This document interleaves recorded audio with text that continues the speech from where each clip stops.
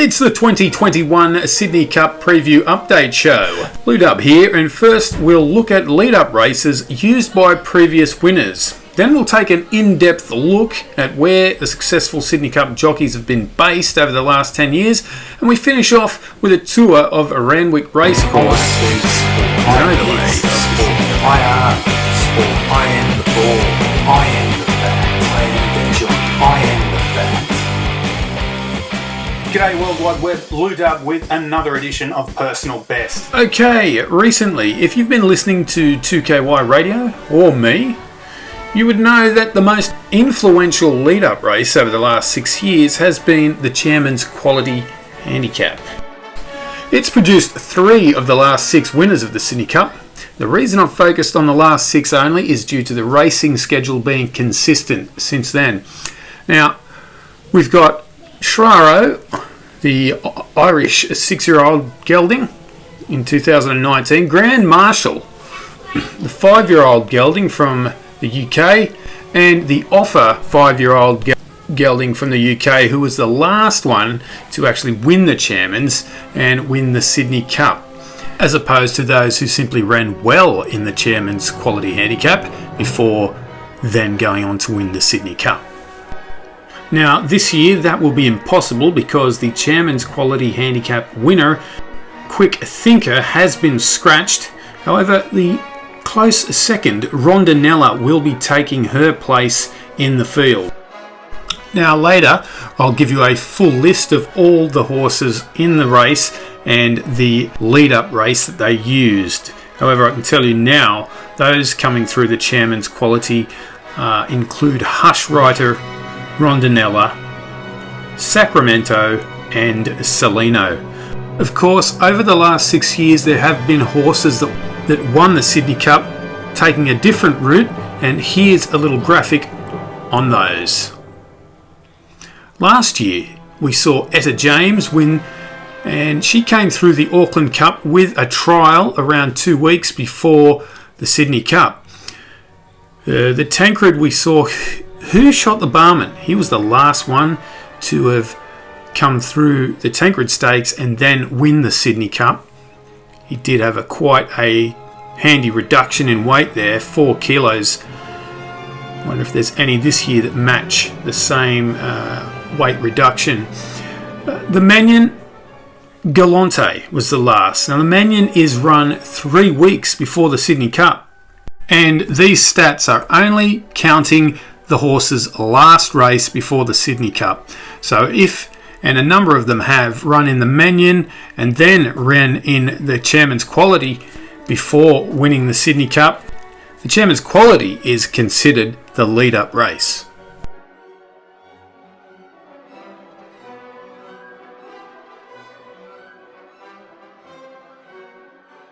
Now we'll go through all the runners, including their silks, and we'll have a look at their lead-up race. So the chosen one, he comes into this, the 5-year-old Entire, with a disappointing 10 length, 11th in the Tancred Stakes. And that's 2 weeks ago, weight for age race. Southern France, the import, there's been a lot of money coming for this guy. He's been here in Australia for a long time actually. He won over 2,400 at about Group 2 or Group 3 level back in 2019, but has been a little disappointing since then. Sound, his most recent start was also a disappointing 10 length, 11th, 12th in the Tancred Stakes. The weight for age stuff found him out. Chapada also struggling when at weight for age. He is a 5-year-old gelding. He'll get in a bit lighter with 52 kilos in the Sydney Cup. Miami Bound, she was also coming through the Tancred Stakes and a pretty impressive run. Spirit Ridge, often an on pace or often leading. There is a bit of talk that he may not charge for the lead this time around.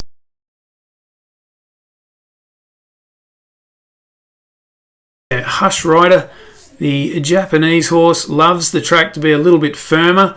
Looks like we The weather forecast is telling us there's going to be some degree of moisture. Favourite Moon, and he was most impressive with his win in the Manion over 2,400 metres. He carried a pretty light weight, and he still will carry a light weight in the Sydney Cup, carrying just 51 kilos, and one of our best jockeys on board. Rondinella, the best run I've seen this horse put in for a long time, her second in the Chairman's Quality. There's that race, the Chairman's Quality. She's ideal. A lot of people have got the hots for this one. A 5-year-old mare, 2.3 lengths, second in the Tancred. She had no obstruction, no reason not to win, so I find it hard to see her winning. Now Realm of Flowers, probably the favourite tomorrow, or Favourite Moon will be the favourite, and she was 3 wide for much of that race, where she finished second to Favourite Moon. Sacramento, this is another horse that gets forward. It's got a bit of a wide barrier, the 9 barrier, so may struggle to get across, and its last start over the 2,600 metres was its worst performance. Good idea. This horse, its most recent start is the Easter Cup, but it did win the Adelaide Cup about 4 or 5 weeks ago. So we know it can get the 2 miles and a handy barrier in one. Salino, the Chairman's Quality, 7.7 lengths away. Definitely a dour type.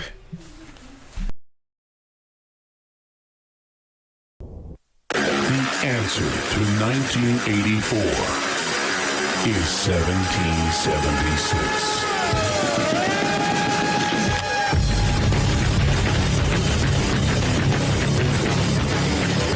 InfoWars has been banned, arrested, attacked, and threatened because we are effective. The Great Awakening is here. Go to band.video, download the videos, and share. Support the information war at InfoWarsStore.com. And never give up the fight.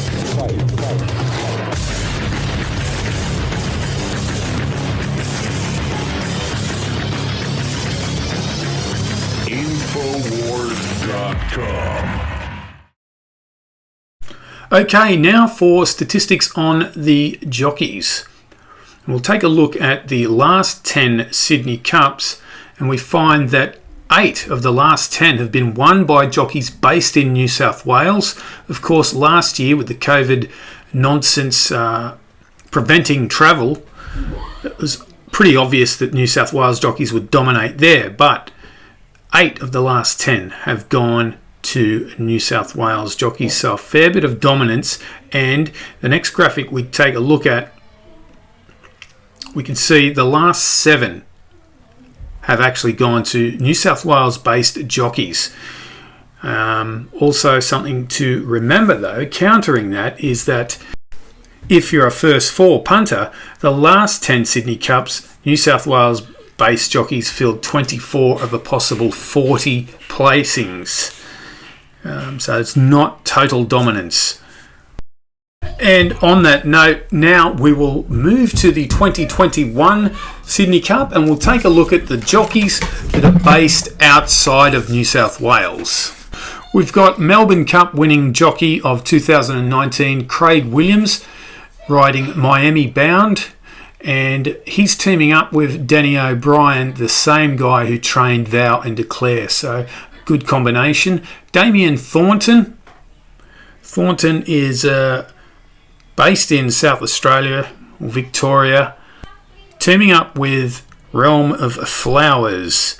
He's got a 13.4% strike rate this year. Ben Thompson, currently based in Queensland. His strike rate is 13. He's a young man in his 20s. And then we've got Ron Stewart on Salino, the dour Salino, out wide in barrier 13. Good luck, riders. for that track tour, and one of the reasons I'm doing this is because I heard an intelligent man in Sky Racing's Brad Davidson say that barriers weren't very important in the Sydney Cup. He's wrong. Remember, as this race plays out, it's only about 250 metres or 300 metres before runners negotiate that first turn. If you're an on-pace runner coming from a wide barrier, you'll probably be running 3 wide for the first turn. In this year's race, consider this likely for Sound or Hush Rider. And anybody else considering surprise front running moves. The leaders back third. Cafe Society ridden with cover today in the fourth. Libran right on its back. DIC couldn't find a spot in, and DIC has to roll forward in a 3-wide position as they come down to the judges' box. Then Destiny's Kiss, a length and a half to Grand Marshal, is tucked away on the fence from Bayanova. Who Shot the Barman, and our Moonquith is the last one. They've got a lap of the Randwick Racecourse to run, and Galante travels strongly in the lead from Like a Carousel. Ouvre switches off nicely in third. DIC has to do it the tough way. 3 wide, no cover. Cafe Society fifth as they run out of the straight. Then Destiny's Kiss on the inside of Libran. Last year's winner, Grand Marshal, is fourth last from Bayanova. Then Who Shot the Barman, and our Moonquith is at the tail of the field. No change to the order as they run along the Allison Road side of the course. Galante in front by a length to Like a Carousel. DIC keeps chipping away in a 3-wide position, getting closer to Ouvre and Cafe Society. Then Destiny's Kiss from Libran midfield, a length further back to Grand Marshal. Then Bayanova from Who Shot the Barman, and Bowman keeping his powder dry, and our Moonquith as they run up to the halfway mark. They've got a mile to run now, and Galante's gone along at a steady enough pace by a length to Like a Carousel. Then DIC has been 3 wide the trip from Ouvre and Cafe Society. Still no moves. So DIC in those yellow silks has been 3 wide for half the race, and that is 3 turns to this point. Now, as they approach this turn around about the 1200 metre mark, or when they get around the turn, that's when the moves are made in the Sydney Cup. From DIC, then Cafe Society, Destiny's Kiss, Libran, Grand Marshal. He can make decisions from there. McDonald to the inside or the outside. Who Shot the Barman goes up right at his quarters now down the side of the course from our Moonquith and the Melbourne mare. Note now that back marker Who Shot the Barman is 3 wide and making a run due to Galante increasing the tempo at around about the 1,000 metres or 900 metre mark. Destiny's Kiss, Grand Marshal snookered for a run, and then came our Moonquith as the field really bunches up on the corner, and Galante still leads from Libran going to a clear second from Cafe Society. Who Shot the Barman to the outside, and Grand Marshal trying to go with him. Galante in front from Libran. Grand Marshal running on. Right now, Who Shot the Barman hits the wall. He is shot, and Gallant is able to outstay the other 2 runners, Libran and Grand Marshal. Still in front. He's got Libran beaten, then Grand Marshal, and Galante's going to lead all the way for Kieran McAvoy. Takes out the Sydney Cup by a length to Libran. Grand Marshal third, Who Shot the Barman fourth, followed by our Moonquith, who couldn't pick up on the rails from Like a Carousel. Barriers are important in the Sydney Cup, and here in the 2018 version we have a bigger field and they're even more important. Pretty well. Showing a bit of speed as well was Ormito in a prominent position in the early stages from Ventura Storm, Sis Montaigne. 5 to Midnight's caught out deep. And going up the inside is Lord Fandango in the early stages. From Aloft, who settles about 6th, and Sir Charles Road Peripsona. Admiral Jello's cast out very deep. Now Mandan in the white cap is just behind them on the outside of Ouvre. They're followed then by Lasquetti Spirit. From Who Shot the Barman, Zacata, Librana. Then came Patrick Aaron. And back to last position is Ducan as they head down the straight now. And Sis Montaigne presses on. It's going to... Now look at Aloft in those navy blue silks of Lloyd Williams. He was 4 wide on the first turn. Now he's going to surge forward to get a place outside the leader, using up more precious energy. He was second favourite. See where he finishes. Beribson's going forward in a 3-wide position now as they turn out of the straight. Auvray's back midfield on the fence on the inside of Ventura Storm. And Admiral Jello starting to improve its position, getting onto the back of Beribson for cover. Lasquetti Spirit onto its back. They're followed then by Mandan in between runners with Chapada the fence. Further back to Libran, Who Shot the Barman, Patrick Erin, and Dukan sees them all. They've got 1,800 metres to run in the Sydney Cup, and Sis Montaigne the front runner by a half length on aloft. Then Lord Fandango 5 to midnight, and Peribson, this overseas import, is now putting serious pressure on as he goes forward at the crossing with the intent to take the lead by the looks of it. They're followed further back by Sir Charles. Sir Charles back on the inside, Sir Charles Road, followed by Admiral Jello, who's been caught deep most of the way. They're followed then by after 2 lengths to Ventura Storm from Auvrey and Lasquetti Spirit. Then came Chapada, who's racing back on the inside at this point. Further back then to Mito from Libran, Who Shot the Barman, Patrick Erin, and Dukan is the last one. So they race up towards the 1,200 metres, and Peribson, who did plenty of work to get to the front, shows out from Sis Montaigne, and Lord Fandango holds 3rd spot. Aloft in 4th, followed by Admiral Jello. Now, using the graphic on the left of the screen, you can see that they're rounding the turn into that last 200 or 300 metre stretch before the home straight. The moves begin, horses start shifting to their 3-wide positions, but on this occasion, Who Shot the Barman is able to amble toward the front of the pack as the leaders begin to fade. The field really starting to bunch. Peribson's had enough of the 600, and Lord Fandango goes through on the fence from Admiral Jello and Lasquetti Spirit. They really start to turn it up now, coming to the turn.